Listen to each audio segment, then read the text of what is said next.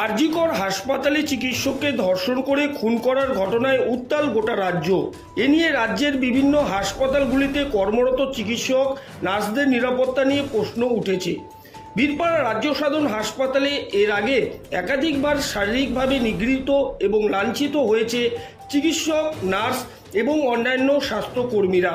স্বাভাবিকভাবেই বীরপাড়া রাজ্য সাধারণ হাসপাতালের ওপর নজর প্রশাসনের। মঙ্গলবার দুপুরবেলা ওই হাসপাতাল পরিদর্শনে যান জয়গার এসডিপিও প্রশান্ত দেবনাথ।